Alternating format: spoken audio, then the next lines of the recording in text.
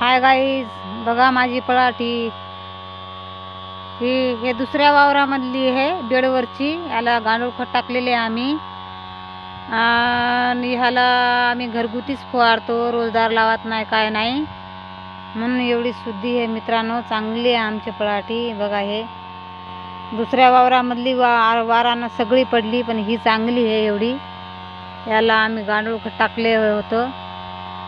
म्हणून मित्रांनो, गांडूळ खत टाका, पराठी शुद्धी राहते. घरी बनवा, घरी बनवल्यावर चांगली राहते. गांडूळ खत टाकायचं. हे तुम्हाला अशी पराठी माझी हे आहे का मित्रांनो, चांगली पराठी आहे, शुद्धी आहे, सगळी शुद्धी आहे. फक्त तिकडच्या 4 एकरमधली गेलेली आहे, हे 2 एकर आहे, ही चांगली आहे.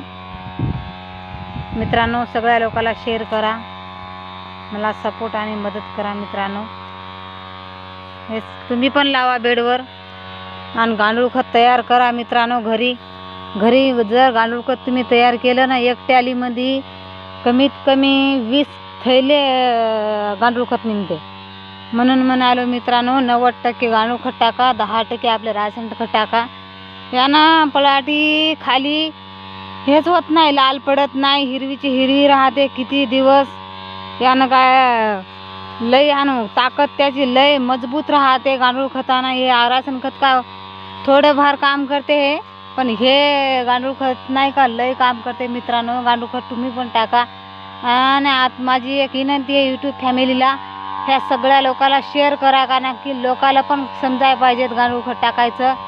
मित्रांनो, यूट्यूब फॅमिली, मी तुम्हाला सांगायलो की माझं हे व्हिडिओ सगळ्या लोकांना पाठवून द्या, कारण की आम्ही गरीब लोक आहो. आम्ही राशन खत टाकून मरायलो. लोकाला मी सांगायलो, तुम्ही जास्तीत जास्त राशन खत कमी टाका, गांडूळ खत जास्त टाका. यूट्यूब फॅमिली, तुमचं मी हात जोडून विनंती करतो, जास्तीत जास्त गांडूळ खत टाका. राशन खत 10% टाका, 90% आपला ते गांडूळ खत टाका मित्रांनो.